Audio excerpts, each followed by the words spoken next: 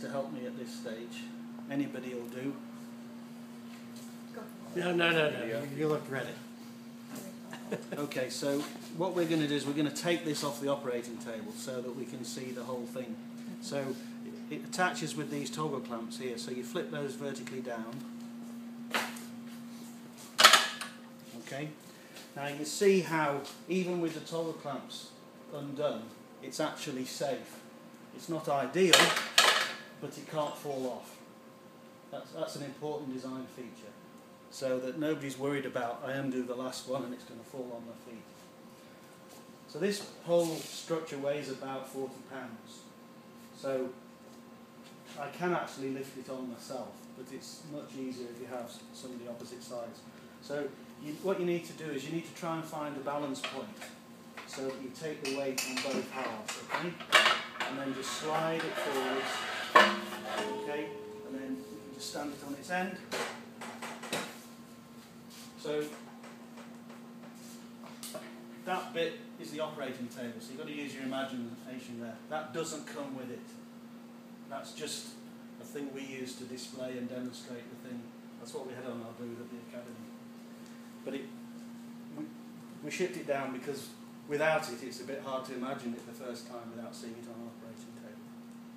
Okay, so to set up the operating table for surgery, what we would normally do, if it's say a Skytron or what's the other big American brand? Amsco. Normally what we do is we work the operating table the wrong way around, if you like. We drop the foot section down vertically. If there's an extension headpiece, we take that off, and then we put this on what would be the head end. So the head end now becomes the tail end as far as we're concerned. And that's so we haven't got anything in the way for the C-arm.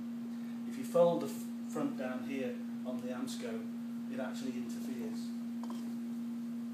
Okay so far? So now we're going to reverse, pick it up, and you just engage it with the clamp. That's it. And you push it all the way until what will happen is our board here would hit the surface board on the operating table. So it makes sure it's all square. And then you simply flip the toggles. So that's now absolutely rock solid as the operating table. Okay? Now, if this is thicker, would you have to tighten those, loosen those up before you would? If you look in here, they're adjustable for height. Okay. And the tools and the equipment, everything's in the box. Okay, but you would have to actually adjust that before you could clamp it down. Yes. Okay. And similarly, if the width across the rails is different, if you look here, it's a clamping block, and you can see there's a blue and a silver spacer there. And then on the outside, there's a silver and a black spacer. I see. The colour is relevant to the thickness. They're 3mm, 6mm, and 12mm. The black's the biggest. But I know none of you know what that means. But the 12 is nearly half an inch. But it doesn't matter. We don't even describe it in the instructions. We just say, use a blue one, use a black one. Well, most of the US tables are all the same size, so once we got it to the Yeah, they are right actually. point, So I was going to say, what kind of tool and how do you get it off? I mean, how do you switch So it? how we do it is in the instructions for use we say to measure across the outside of the rails. Now we'll do this in inches for you, but we'll end up actually, yours are all like this. This one is in that range there. So it says, so let's say this measures 592 across here, which is just less than 2 feet. So it says blue and silver on the inside, black and silver on the outside of the rail. And you always use all the spacers so they can't get lost. Okay? So on the Skytron, we use all the spacers on the inside because, somewhat to my surprise, the Skytron is narrower than most of the European tables. I was expecting the American ones to be wider. So when you said black, okay, this has the blue and the silver. And then there, look.